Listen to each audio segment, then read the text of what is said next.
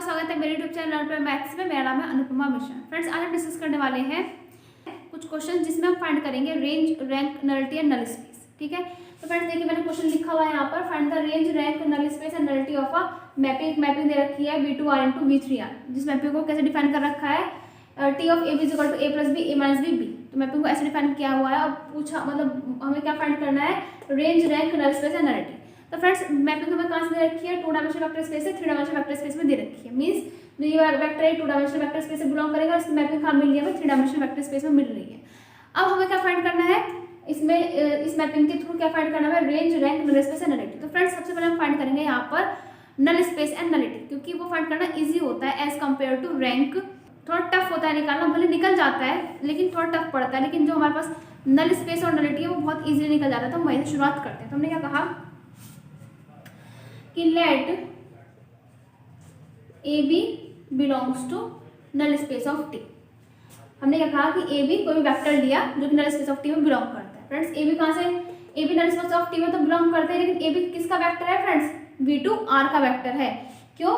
क्योंकि जब हमने नल स्पेस पढ़ा था तो हमारी जो मैपिंग थी U से V डिफाइन कर रखी थी, और हमें जो नल स्पेस ऑफ टी था, नल स्पेस ऑफ टी में कैसे वेक्टर मिल रहे थे, U के वो वेक्टर मिल रहे थे, U के वो वेक्टर मिल रहे थे नल स्पेस ऑफ टी में जिनकी इमेज क्या थी, 0 थी, जिनकी मैपिंग किस पे जो मैप कर रहे थे, जो 0 पे मैप कर रहे थे।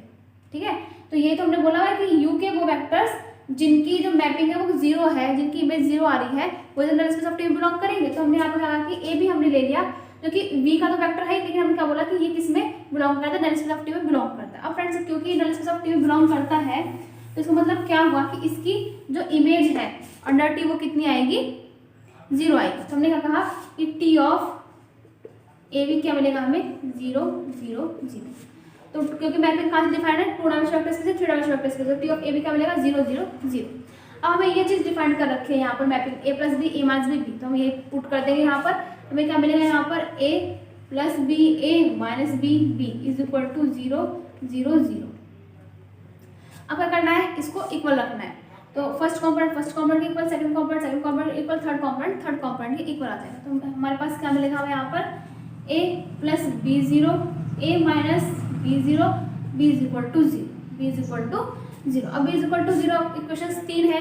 ठीक है, इक्वेशन कितनी है, 3 है, और सॉल्यूशन कितने निकल गएंगे, 2 निकल गएंगे। तो हमें यहाँ पर सीधे कुछ नहीं करना है, B की वैल्यू कितनी है, 0 है, तो B की वैल्यू 0 इसमें पुट कर दीजिए। तो यहाँ से क्या मिलेगा, A की वैल्यू 0। किसी भी इक्वेशन पुट कर दें तो A की वैल्यू कितनी मिलेगी, 0 मिलेगी। मीन्स हमें क्या इम्प्लाई करते हैं कि A इज इक्वल टू भी 0 है और B इज इक्वल टू भी 0। अब A is equal to 0, B is equal to 0 है, तो मतलब क्या हुआ कि A और B, A भी 0, B भी 0 है। इसका मतलब क्या हुआ कि जो 0 वेक्टर है, V2R का 0 वेक्टर है, केवल उसी की इमेज कितनी मिल रही है, 0 0 0 मिल रही है। तो इसका मतलब क्या कि नल स्पेस ऑफ टी में कौन सा वेक्टर बिलोंग कर गया, 0 एंड 0। तो आप ले जाइए क्या इम्प्लाई करता है, 0 0 is the only vector of V2R which belongs to null space of T. तो 0 0 ही केवल V2R का केवल 0 0 ही एक वेक्टर है जो किसमें बिलोंग कर रहा है, नल स्पेस ऑफ टी में बिलोंग कर रहा है, क्योंकि 0 0 की इमेज कितनी मिल रही है हमें, वो 0 0 किस में मैप करता है, 0 0 0 में मैप करता है, मतलब इसकी इमेज 0 0 0 मिल रही है। तो फ्रेंड्स ये क्या इम्प्लाई करता है, null space of T is the 0 सब स्पेस ऑफ V2R।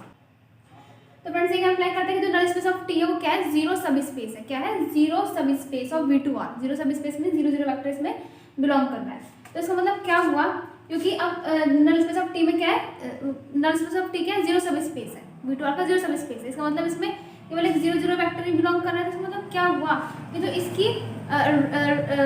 इसकी नलिटी है वो कितनी हुई, मतलब नल स्पेस समझ में आया ना फ्रेंड्स आपको, नल स्पेस क्या है हमारा, 0 0। मीन्स इसको हम ऐसे लिख सकते हैं यहाँ पर, null space of T is equal to 0 0 belongs to V2R such that T of 0 0 is equal to 0 0 0 belongs to V3R। इसको हम ऐसे लिख सकते हैं कि नल स्पेस ऑफ टी में क्या है, 0 0 वेक्टर है जो कि किस में बिलोंग करता है, V2R में बिलोंग करता है, जिसकी इमेज क्या है, V3R। तो नल स्पेस ऑफ टी तो ये मिल गया। ठीक है फ्रेंड्स अब हमें क्या निकालना है, नलिटी निकालनी है। क्या निकालनी है, नलिटी। तो फ्रेंड्स नलिटी क्या होती है, dimension of null space of T. अब dimension of null space of T का मतलब क्या है कि जो नल स्पेस ऑफ टी है उसके बेसिस में प्रेजेंट नंबर ऑफ एलिमेंट्स, वो डायमेंशन होगा नल स्पेस ऑफ टी का। और अगर वो डायमेंशन है तो उसका मतलब वो क्या है, नलिटी है हमारे पास। तो हमें क्या फाइंड करना पड़ेगा, जो नल स्पेस ऑफ टी है इसके बेसिस में कितने नंबर ऑफ एलिमेंट्स हमें मिलेंगे। तो friends null space of T है क्या, 0 0 0 0 है हमारे पास, ठीक है फ्रेंड्स, 0 सब स्पेस है। अब 0 सब स्पेस है तो 0 सब स्पेस की जो डायमेंशन होती है वो कितनी होती है, dimension of null space of T. तो यहाँ पर 0 0 सब स्पेस है, 0 0 सब स्पेस की डायमेंशन कितनी होती है फ्रेंड्स, 0 ही होती है। कितनी होती है, 0 होती है। क्यों 0 होती है फ्रेंड्स, क्योंकि जो हमारे पास 0 सब स्पेस है वो जनरेट किससे होता है, एम्प्टी सेट से। और एम्प्टी सेट से जनरेट होता है तो इसका मतलब क्या है कि एम्प्टी सेट जो हमारे पास 0 सब स्पेस है उसके लिए किसका काम करेगी, बेसिस का काम करेगी। तो अगर एम्प्टी सेट जो हमारे पास 0 सब स्पेस है उसके लिए बेसिस का काम करेगी तो एम्प्टी सेट में कितने नंबर ऑफ एलिमेंट्स है, एक भी नंबर ऑफ एलिमेंट्स नहीं है, 0 नंबर ऑफ एलिमेंट्स है। इसका मतलब क्या हुआ, जब डायमेंशन है 0 सब स्पेस की वो कितनी हुई, 0। अब जब डायमेंशन 0 सब स्पेस की 0 है तो इसका मतलब क्या हुआ कि नल स्पेस ऑफ टी भी तो क्या है हमारे पास, 0 सब स्पेस है। तो इसकी डायमेंशन कितनी है, 0 है। तो इसका मतलब नल स्पेस ऑफ टी की डायमेंशन कितनी है, 0। अभी जो नल स्पेस ऑफ टी की जो डायमेंशन अगर वो 0 है तो ये क्या इम्प्लाई करता है फ्रेंड्स, ये तो क्या होता है हमारे पास, नलिटी ऑफ टी। ये तो क्या होता है, नलिटी ऑफ टी। तो फ्रेंड्स नलिटी हमें कितनी मिली, नलिटी हमें कितनी मिली, 0। ठीक है फ्रेंड्स, 0 मिली। आई होप आपको नल स्पेस कैसे फाइंड करते हैं और नल स्पेस नलिटी कैसे फाइंड करते हैं समझ में आ गया होगा। चलिए अब फाइंड करते हैं range and rank of a linear transformation. जो भी हमें दे रखा है ट्रांसफॉर्मेशन, इसके हम रेंज और रैंक फाइंड करते हैं। फ्रेंड्स इसको नोट कर लीजिए क्योंकि इसकी हेल्प भी हमें जरूरत पड़ेगी। वैसे तो फ्रेंड्स अगर मैं बताऊँ यहाँ पर आपको एक चीज़, वैसे तो शॉर्टकट भी हो सकता है यहाँ से। देखिए फ्रेंड्स हमने क्या फाइंड कर लिया है, नलिटी ऑफ टी हमने फाइंड कर लिया। अब हमने एक थ्योरम पढ़ी थी जो कि जिसे बोलते हैं रैंक नलिटी थ्योरम। मतलब ये मैंने पढ़ाई नहीं है बेसिकली, लेकिन मैंने प्रीवियस वीडियो में उसका नोट दिया था आपको, जिसमें मैंने क्या बोला था कि जो डायमेंशन ऑफ यू है वो किसके इक्वल होता है, डायमेंशन ऑफ, यहाँ पर सिंपल डायमेंशन ना लिख के यहाँ पर लिख लेते हैं simple, rank of T plus nullity of T. Rank of T plus nullity of T, ये रैंक ऑफ टी होता है। ठीक है, मीन्स जो रेंज है, रेंज की डायमेंशन, और ये rank of nullity of T means nullity of T का मतलब क्या है कि नल स्पेस की डायमेंशन। तो हमें यहाँ पर फ्रेंड्स डायमेंशन ऑफ यू, अब यू यहाँ पर किसका, यू का वर्क कौन कर रहा है, V2R यू का वर्क कर रहा है यहाँ पर। और इसकी डायमेंशन कितनी है, कितने डायमेंशनल है, 2 डायमेंशनल है। तो यहाँ पर इसकी डायमेंशन कितनी होगी, 2। ठीक है, ये हमें फाइंड करना है, जो रैंक है वो हमें फाइंड करना है। प्लस नलिटी ऑफ टी अभी हमने कितने निकाली, 0। कितने निकाली, 0। तो यहाँ से जो रैंक ऑफ टी है वो कितना निकल के आता है, 2। रैंक ऑफ टी कितना निकल के आता है, 2। शॉर्टकट में तो यही है। ठीक है, लेकिन डेस्क्रिप्टिव की बात करेंगे क्योंकि क्वेश्चन हम एग्जाम पर्पज से सॉल्व कर रहे हैं, जो एग्जाम में आए, तो इस पर्पज से तो क्या है, थोड़ा उसको और डेस्क्रिप्टिव सॉल्व करेंगे। तो फ्रेंड्स अगर सपोज कि आपको नहीं आता है कि हम कैसे निकालें, रैंक कैसे निकालें, और नल स्पेस आपको निकालने मतलब फाइंड करना आता है, तो नल स्पेस फाइंड कीजिए और नलिटी फाइंड कीजिए और एकदम इस फॉर्मूले में रख दीजिए, इस फॉर्मूले पुट कर दीजिए। फॉर्मूला किसका है, रैंक नलिटी थ्योरम है, उसमें पुट कर दीजिए तो यहाँ से आपको रैंक निकल के आ जाएगी आपकी। लेकिन हम रैंक को डेस्क्रिप्टिव मेथड से फाइंड करके देखते हैं। वैसे हमारे पास रैंक आने कितनी वाली है, रैंक हमारे 2 ही आने वाली है। चलिए फ्रेंड्स देखते हैं कैसे है। तो अब फाइंड करते हैं रैंक। ठीक है फ्रेंड्स, चलिए फ्रेंड्स अब फाइंड करते हैं इसकी रैंक। तो फ्रेंड्स इसके लिए हमें देखना पड़ेगा, जो हमारे पास ये है V2R है, इसकी क्योंकि कितने डायमेंशनल है, 2 डायमेंशनल है, तो इसके लिए स्टैंडर्ड बेसिस का काम कौन करेगा, V2R के लिए स्टैंडर्ड बेसिस का काम कौन करेगा। तो हमारे पास जो V2R है उसके लिए स्टैंडर्ड बेसिस का काम करते हैं 1 0 एंड 0 1। ठीक है फ्रेंड्स, आप लिखेंगे since 1 0 and 0 1 is the basis for V2R। ठीक है, ये क्या होती है, ये स्टैंडर्ड बेसिस होती है V2R के लिए। ठीक है फ्रेंड्स, और जो हमारे पास स्टैंडर्ड बेसिस है इसी की हेल्प से हम क्या फाइंड करेंगे, हम फाइंड करेंगे रैंक फाइंड करेंगे। ठीक है, क्योंकि रैंक हमारे पास क्या होती है, रेंज की डायमेंशन। तो इसकी हेल्प से हम पहले रेंज फाइंड करेंगे और फिर रेंज से उसकी डायमेंशन फाइंड करेंगे। तो चलिए फ्रेंड्स देखते हैं यहाँ पर हमने क्या बोला कि since 1 0 and 0 1 is the basis for V2R, तो हम निकालते हैं T ऑफ 1 0। अब T ऑफ 1 0 कितना निकल के हमारे पास, T ऑफ 1 0 यहाँ पुट कर दिया, T ऑफ 1 0 कितना निकल के आएगा हमारे पास 1 1 0, ठीक है 1 1 0, ठीक है फ्रेंड्स। अब T ऑफ 0 1 कितना निकल के आने वाला है हमारे पास, T ऑफ 0 1, तो 1 -1 1, ठीक है। तो फ्रेंड्स हमने क्या फाइंड किया, T ऑफ 1 0 जो क्या है 1 1 0, T ऑफ 0 1 1 -1 1, तो हमने बोला the vectors T of 1 0, T of 1 0 and T of 0 1 spans the range of T, हमने क्या बोला, जो ये वेक्टर्स हैं, ठीक है, तो वेक्टर्स T ऑफ 1 0 मीन्स ये और ये वेक्टर स्पान करते हैं रेंज ऑफ T को। अब रेंज ऑफ T को स्पान करते हैं इसका मतलब क्या है कि रेंज ऑफ T के किसी भी एलिमेंट को, किसी भी वेक्टर को, एक्चुअली किसी भी वेक्टर को इन वेक्टर्स के लीनियर कॉम्बिनेशन के फॉर्म में लिख सकते हैं। तभी तो स्पानिंग बोलेंगे। स्पानिंग सेट क्या होता है कि भाई, तभी तो बोलेंगे ना कि वो सेट जो कि ये जो वेक्टर्स हैं वो हमारे रेंज ऑफ T को स्पान करते हैं। कब बोलेंगे, एकदम रेंज ऑफ जो T है उसके किसी भी वेक्टर को हम इन वेक्टर्स के लीनियर कॉम्बिनेशन फॉर्म में लिख सकें। तो हमने क्या बोला फ्रेंड्स, जो वेक्टर्स हैं ये स्पान करते हैं रेंज ऑफ T को, ठीक है। अगर आपको डाउट है कि ये स्पान करते नहीं करते तो आप चेक भी कर सकते हैं। देखिए फ्रेंड्स, क्या चेक करेंगे इसको कि जो रेंज ऑफ T है उसके किसी भी वेक्टर को हम इन वेक्टर्स के द्वारा जनरेट कर सकते हैं। 1 1 0 प्लस के b 0, और सॉरी यहाँ पर क्या है, यहाँ पे 1 -1 1। हमने क्या बोला फ्रेंड्स कि रेंज ऑफ T, ये एलिमेंट कहाँ में बिलोंग करेगा, ये एलिमेंट कहाँ बिलोंग करेगा, रेंज ऑफ T में तो बिलोंग करेगा। जो ये एलिमेंट है कहाँ बिलोंग करेगा, रेंज ऑफ T में।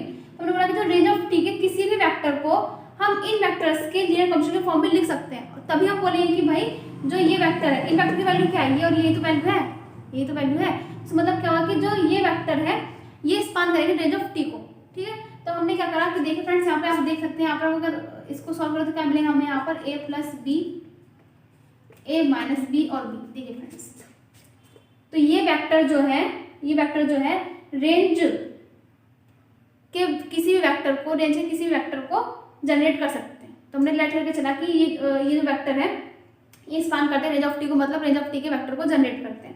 अगर अब हमने शो कर दिया जो ये वेक्टर है, ये वेक्टर इन वेक्टर्स का मतलब क्या है कि ये वेक्टर, क्योंकि इनकी वैल्यू हमने ये फाइंड करी है।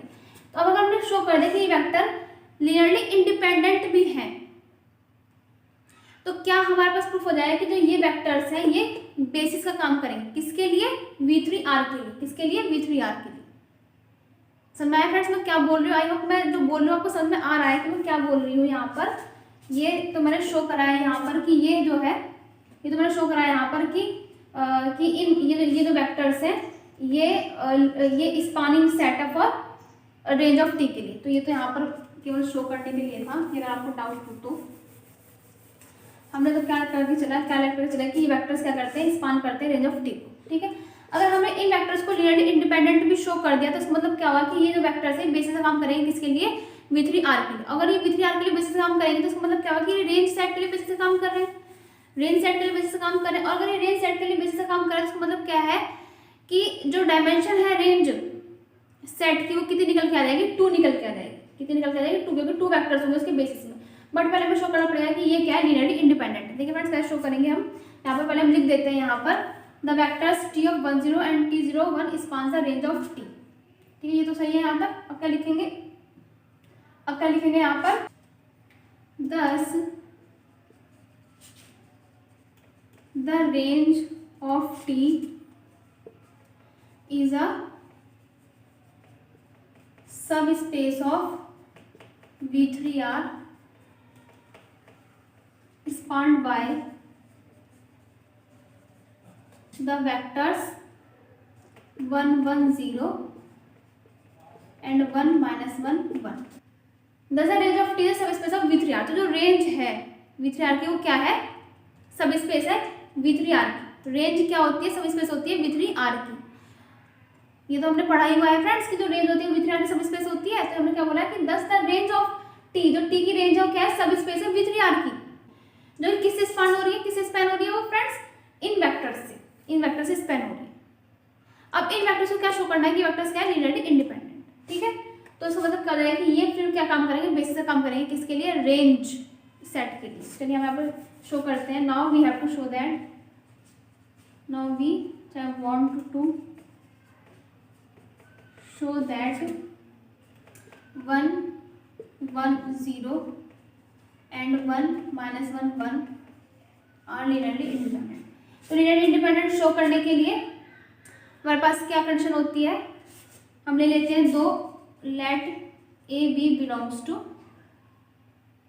ए बी क्या यहाँ पर स्केलर चूज करने थे, दो स्केलर चूज कर लेते हैं एक्स वाई, क्योंकि ए बी दिया हुआ था, हम चूज कर लेते हैं let x y belongs to R, ठीक है, क्योंकि फील्ड चूज करने होते हैं हमें दो स्केलर्स। देन क्या करते हैं कि x of 1 1 0 plus y 1 -1 1 is equal to कितना हमारे पास आएगा 0 0 0, ठीक है। इसी फॉर्म में लिखते हैं क्योंकि हमारे पास क्या फॉर्मूला था, a1 alpha 1 plus a2 alpha 2 is equal to 0। अब a1 तो हमारे पास हमने कर लिया x, a2 कर लिया y, और अल्फा 1 अल्फा 2 में जो वेक्टर का काम करेंगे वो ये, तभी तो इन वेक्टर्स को क्या बोलेंगे, लीनियरली इंडिपेंडेंट बोलेंगे। कब, जब x और y की वैल्यू कितनी आता है, 0 आता है, तभी ये वेक्टर्स क्या कहलाते हैं, लीनियरली इंडिपेंडेंट कहलाते हैं। तो इन वेक्टर्स की वैल्यू फाइंड, तो हमें क्या करना है कि इन स्केलर्स की वैल्यू फाइंड करनी है। अगर स्केलर्स की वैल्यू 0 0 आ जाए, मतलब x भी 0 आ जाए, y भी 0 आ जाए, तो इसका मतलब क्या होगा कि जो ये वेक्टर्स है वो लीनियरली इंडिपेंडेंट है। तो फ्रेंड्स देखिए अब आगे हम क्या करते हैं, कैसे सॉल्व करेंगे इसको। तो हमारे पास क्या है यहाँ पर x plus y is equal to 0, x minus y is equal to 0 and y is equal to 0। तो ये तो आएगा x plus y is equal to 0, x minus y is equal to 0 and y is equal to 0। अब Y is equal to 0 है तो ये क्या imply करता है कि x इज इक्वल टू भी 0, ठीक है। वैसे तीन इक्वेशन से सॉल्व करने के आपके पास बहुत सारे मेथड होता है, लेकिन हमने यहाँ देखा कि y की वैल्यू 0, तो हमने यहाँ पर x y की वैल्यू रख दी। इनमें से किसी भी इक्वेशन से यहाँ से x वैल्यू 0 आती है, क्या इम्प्लाई करता है, इम्प्लाई करता है कि x की वैल्यू भी 0 है और y की वैल्यू भी 0 है। इसका मतलब कि हमारे पास दोनों स्केलर्स थे x और y, इनकी वैल्यू 0। तो ये क्या इम्प्लाई करेगा कि फ्रेंड्स जो वेक्टर्स है, ये वेक्टर्स है, क्या निकल के आएगा, लीनियरली इंडिपेंडेंट। ये क्या इम्प्लाई करेगा कि हमारे पास 1 1 0 है एंड 1 -1 1 है, ये क्या है, ये क्या है, आर लीनियरली इंडिपेंडेंट। अब ये वेक्टर्स क्या है, लीनियरली, अब ये वेक्टर्स क्या है, लीनियरली इंडिपेंडेंट है। अब लीनियरली इंडिपेंडेंट है और ये क्या करते हैं, स्पान भी करते हैं रेंज ऑफ टी को। तो इसका मतलब क्या होगा कि क्या किसका काम करेंगे, बेसिस का काम करेंगे, क्योंकि हमने जो बेसिस की डेफिनेशन पढ़ी थी वो यही तो पढ़ी थी कि हमारे पास जो भी सेट ऑफ वेक्टर है वो स्पान करना चाहिए, range of set of vectors है वो स्पान करना चाहिए उस वेक्टर स्पेस को, ठीक है। और वो वेक्टर्स क्या होना चाहिए, लीनियरली इंडिपेंडेंट भी होने चाहिए। तो यही तो है यहाँ पर, ये लीनियरली इंडिपेंडेंट भी और स्पान भी करते हैं रेंज ऑफ टी को।